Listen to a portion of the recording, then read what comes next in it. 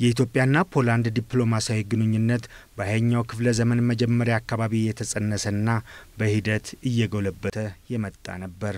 ሁለቱ ሀገራት ዘመናዊ የዲፕሎማሲያዊ ግንኙነት የጀመሩት በ1947 ዓ.ም ፖላንድ በአዲስ አበባ በከፈተችው ቆንጽላ ጽሕፈት ቤት ሲሆን ከ1957 ዓ.ም ጀምሮም ይህን ግንኙነቷን በኤምባሲ ደረጃ አሳድገዋለች።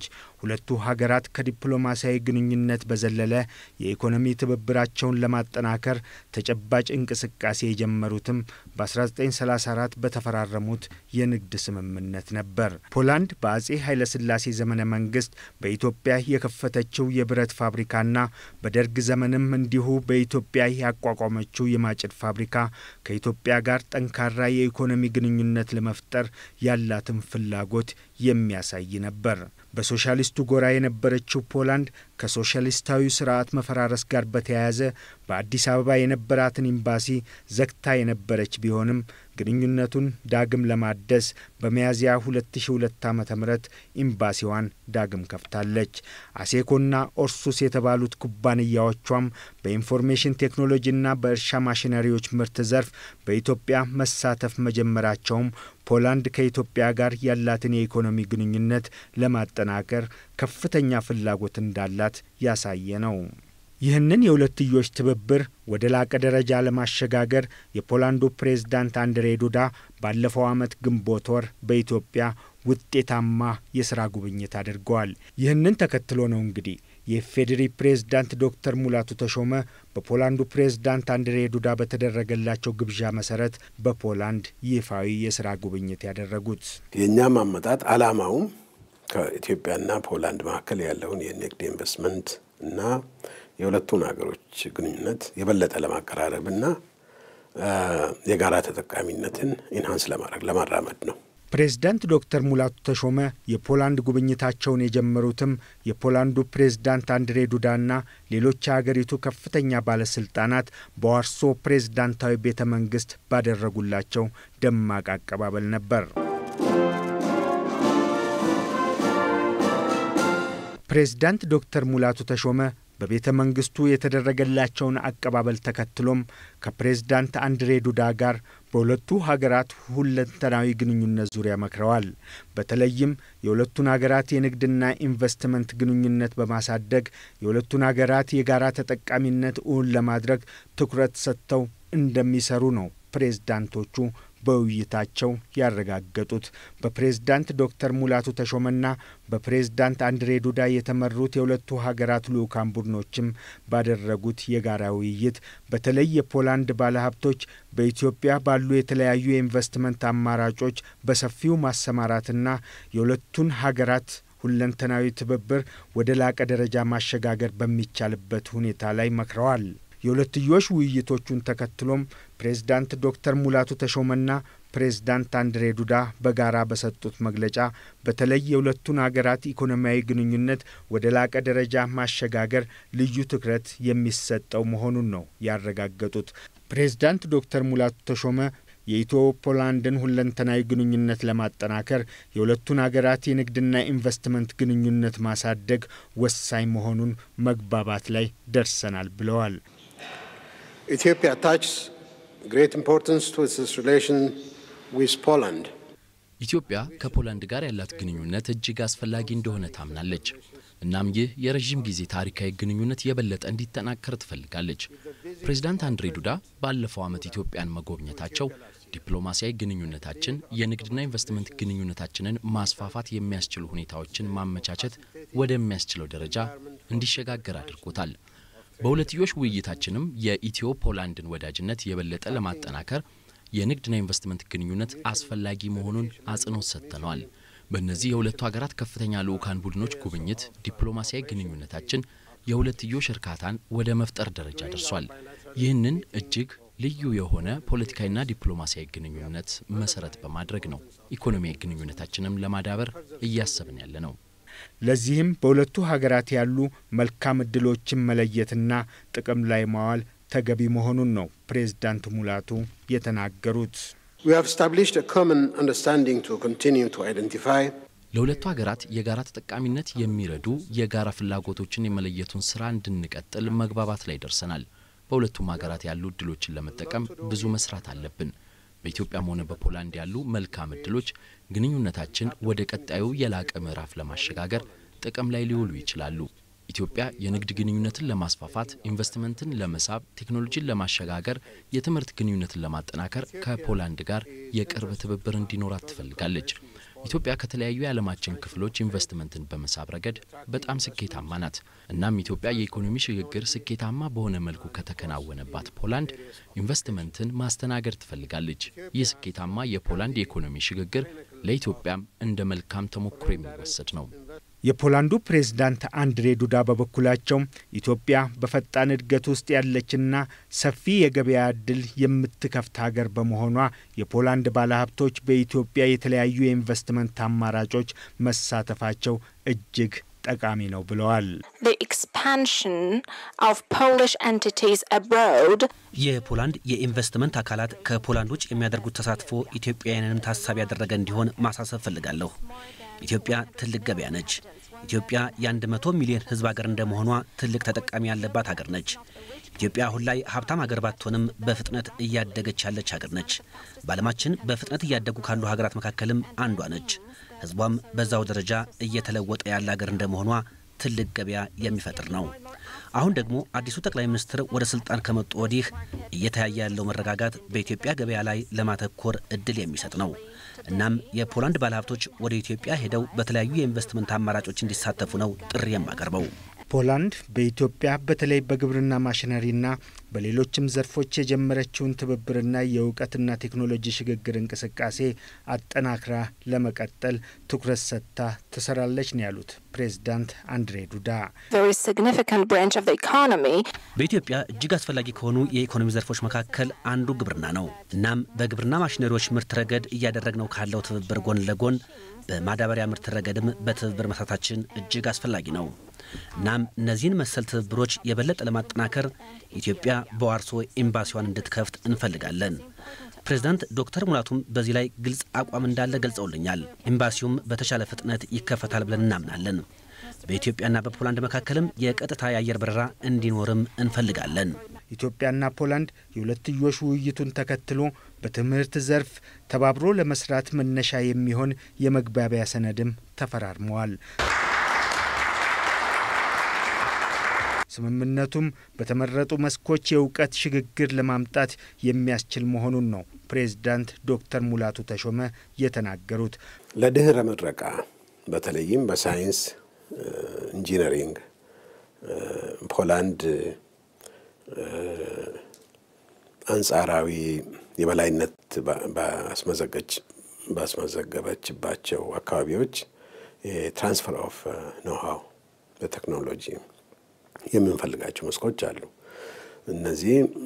በእነዚህ መስኮች ለሁለተኛ ዲግሪ የሚሆን ለሶስተኛ ወይም ደግሞ ፖስት ፒኤችዲ ፖስት ዶክተራል ሪሰርችም ሊሆን ይችላል መጥተው እንዲማሩ ነው እና የምንፈልገው።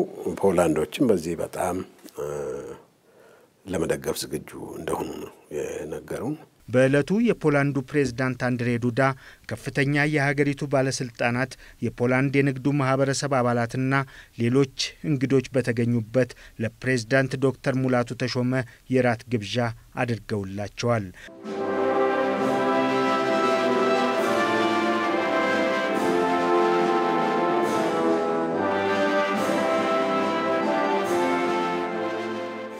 በራት ግብዣው ላይ ፕሬዝዳንት ዶክተር ሙላቱ ተሾመ እንደተናገሩት ኢትዮጵያና ፖላንድ ለእርስ በርስ ትብብሩና በትብብር ዘርፎቹ ረገድ ያሳዩት ፍላጎት መጣጣም እጅግ የሚያረካ ነው። ከዚህም ባለፈ የፖላንድ ባለሀብቶች በኢትዮጵያ በተለያዩ የኢንቨስትመንት አማራጮች ለመሳተፍ ያላቸው ተነሳሽነት የሚያበረታታ ነው ብለዋል ፕሬዝዳንት ዶክተር ሙላቱ ተሾመ።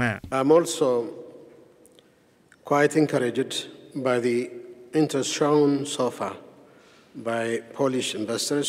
የፖላንድ ኢንቨስተሮች በኢትዮጵያ በተለያዩ ኢንቨስትመንት መስኮች ለመሳተፍ ባሳዩት ፍላጎት ረክቻለሁ።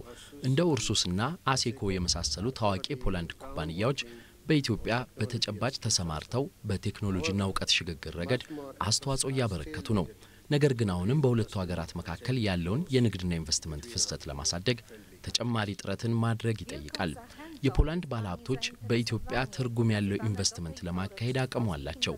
ይህ የባለሀብቶቹ አቅም በሁለቱ ሀገራት ዘንድ ካለው የጋራ ፍላጎት ጋር ተዳምሮ ውጤታማ ሊሆን የሚችል ነው። እናም አሁን እያደገ የመጣው አዎንታዊ ግንኙነት ወደዚህ ስኬት ያመራናል ብዬ ተስፋ አድርጋለሁ። የኢትዮጵያ መንግስትም የፖላንድ ባለሀብቶች በተለያዩ ኢንቨስትመንት ዘርፎች እንዲሳተፉ የሚቻለውን ሁሉ ያደርጋል።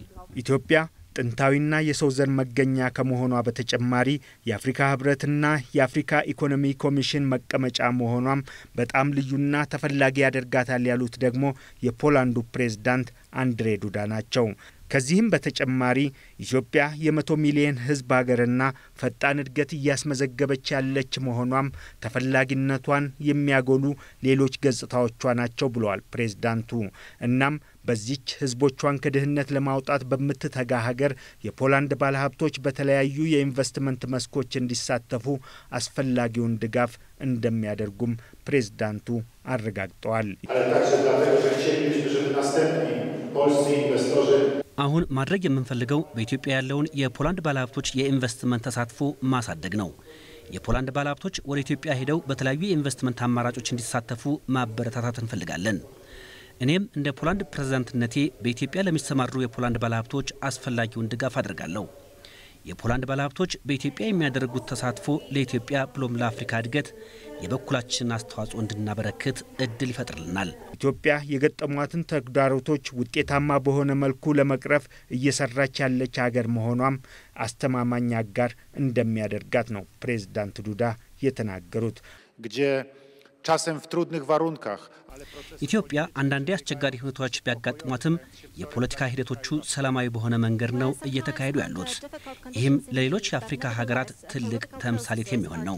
እኔም የደስታ መልእክቴን ያስተላለፍኩበት የኢትዮጵያ የፖለቲካ ማሻሻያ ኢትዮጵያ በአፍሪካ አህጉር የተረጋጋችና አስተማማኝ አጋር መሆኗን የሚያሳይ ነው። ፕሬዝዳንት ዶክተር ሙላቱ ተሾመ ከፖላንዱ የላይኛው ምክር ቤት አፈ ጉባኤ ስታንስቲካው ካርቺንስኪና ከጠቅላይ ሚኒስትር ማቴዎስ ጃኮብ ሞራዊቲ ጋር ተወያይተዋል።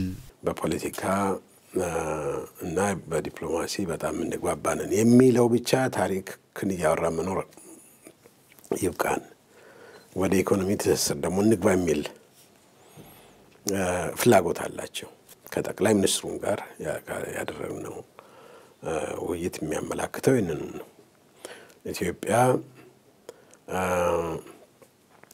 በፖላንድ ሕዝብ ልብ ውስጥ ልዩ ቦታ ነው ያለው የሚለውን በተለይ ጠቅላይ ሚኒስትሩ በጣም ደጋግመው ነው ያነሱትና እጅግ በጣም ኢንካሬጅ የሚያደርግ የሚያበረታታ ፍላጎት እንዳለ ነው በፖላንዶች በኩል ያየሁት። ፕሬዝዳንት ዶክተር ሙላቱ ተሾመ በፖላንድ ቆይታቸው በሀገሪቱ ውጭ ጉዳይ መስሪያ ቤት የዲፕሎማሲ አካዳሚም ተገኝተው ስለ ኢትዮጵያ ውጭ ጉዳይ ፖሊሲ ገለጻ አድርገዋል። የፕሬዝዳንቱ ገለጻ የኢትዮጵያ ውጭ ጉዳይ ፖሊሲ የተመሰረተባቸውን ዋና ዋና ጉዳዮች ማብራራት ላይ ያተኮረ ነበር። ፕሬዝዳንት ዶክተር ሙላቱ ተሾመ በዚሁ ገለጻቸው የኢትዮጵያ ውጭ ጉዳይ ፖሊሲ በቅኝ ግዛት ዘመን የወቅቱን ሁኔታ ባገናዘበ መልኩ ከፓን አፍሪካን ንቅናቄ በእጅጉን የተቆራኘ የነበረ ሲሆን በሂደትም ድህነትን ለማስወገድ ትኩረት እየሰጠ መምጣቱን አብራርተዋል። All African countries were under the yoke of colonialism. ኢትዮጵያ ብቸኛዋ በቅኝ ያልተገዛች ሀገር እንደመሆኗ የውጭ ግንኙነት ፖሊሲዋም አፍሪካን ነጻ ለማውጣት ዓላማው ካደረገው የፓን አፍሪካን እንቅስቃሴ ጋር በጥብቅ የተቆራኘ ነበር። በዚህም የተነሳ የፓን አፍሪካ አጋርነትን ቀጥተኛ ውጤት የሆነው የአፍሪካ አንድነት ድርጅት እንደ አውሮፓውያኑ አቆጣጠር በ1963 በአዲስ አበባ ለመመስረት ተችሏል። በዚህ ሂደት ኢትዮጵያ በግንባር ቀደምትነት የተንቀሳቀሰች ሀገር ናት። የአፍሪካ አንድነት ድርጅትም አህጉሪቱን ከድህነትና ኋላ ቀርነት ማላቀቅ ላይ ትኩረት ወዳደረገው የአፍሪካ ህብረት ተሸጋግሯል። በዚህ የሽግግር ሂደት ውስጥም ኢትዮጵያ በግንባር ቀደምትነት የተንቀሳቀሰች ሀገር ናት።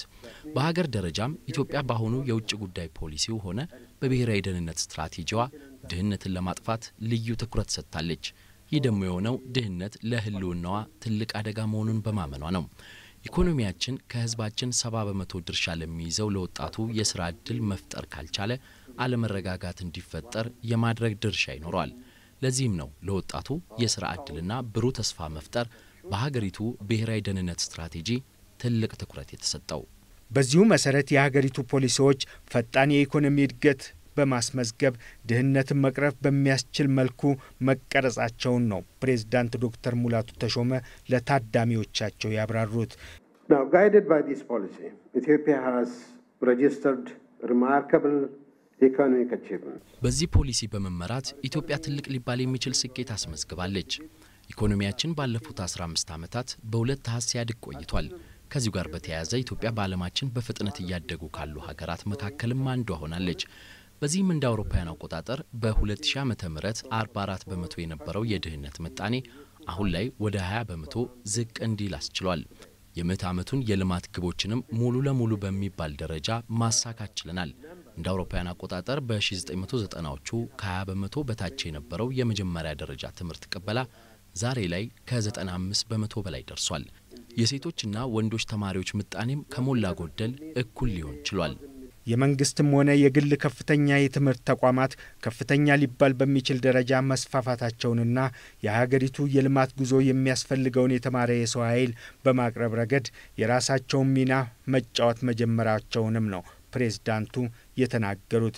ከበጀት አንጻርም ኢትዮጵያ ከዓመታዊ በጀቷ 70 በመቶ የሚጠጋውን ለትምህርት፣ ጤና፣ ግብርናና ምግብ ዋስትና ለመሳሰሉ ደሃ ተኮር ዘርፎች እያዋለች መሆኗንም ተናግረዋል። የግብርናውን ዘርፍ በማዘመንና የኢኮኖሚ ሽግግርን በማፋጠን ረገድ የተገኙ ውጤቶችም ቀላል የሚባሉ እንዳልሆኑ ነው ፕሬዝዳንቱ ያብራሩት። We are consciously pursuing structural economic transformation by improving the productivity and competitiveness of smallholder agriculture. የአነስተኛ አርሶ አደሮችን ምርታማነትና ተወዳዳሪነት በማሻሻል የኢኮኖሚ ሽግግር ለማምጣት ትኩረት ሰጥተን እየሰራን ነው። የኢንዱስትሪ ልማትን እሴት የማከል እንቅስቃሴንና የኤክስፖርት ልማትን እያበረታታን ነው። በኃይል ልማት ዘርፍም ባለፉት 20 ዓመታት ብቻ ዓመታዊ የታዳሽ ኃይል ምርትን ከ360 ሜጋዋት ወደ 4200 ሜጋዋት ማሳደግ ተችሏል። እናም የኢትዮጵያ ዲፕሎማሲ አሁንም ዋነኛው ትኩረቱ ይህንኑ የልማት እንቅስቃሴ ማጠናከርና የልማት ግብዓት የሚሆን ሀብትን ከውጪ መሳብ የሚያስችል ሁኔታን መፍጠር ሆኖ እንደሚቀጥል ነው ፕሬዝዳንቱ ለታዳሚዎቹ ያረጋገጡት። ሌላኛው የኢትዮጵያ ውጭ ጉዳይ ፖሊሲ ዋነኛው መሰረት ብዝሃነትን በአግባቡ ማስተናገድ የሚያስችሉ የዲሞክራሲ ተቋማት ግንባታ መሆኑንም አብራርተዋል። ኢትዮጵያ ለብሔር፣ ለሃይማኖት፣ ለቋንቋና ለሌሎች ብዝሃነቶች እውቅናን የሚሰጥና ጥበቃ የሚያደርግ ህገ መንግስታዊ ስርዓትና ተቋማትን ፈጥራለች። እናም የሌሎችን ልምድ በመቅሰምና የዲሞክራሲ ተቋማቶቻችንን ባህሪያት ዲሞክራሲያዊ ባህልንና መቻቻልን በማጠናከር የህዝባችንን ፖለቲካዊና ኢኮኖሚያዊ ተሳትፎ ለማሳደግ እንሰራለን። ሆኖም ግን ኢትዮጵያ በተለያዩ መስኮች ስኬት ብታስመዘግብም ልታርማቸው የሚገባት ተግዳሮቶችም እንዳሉባት ፕሬዝዳንት ሙላቱ ተሾመ በገለጻቸው አብራርተዋል። ሀገሪቱ ለወጣቱ የትምህርትና ስልጠና ዕድል በመፍጠር ረገድ ስኬት ብታስመዘግብም ለተመራቂ ወጣቶች የሥራ ዕድል በመፍጠር ረገድ አሁንም እጥረቶች እንዳሉባት ነው ያስረዱት።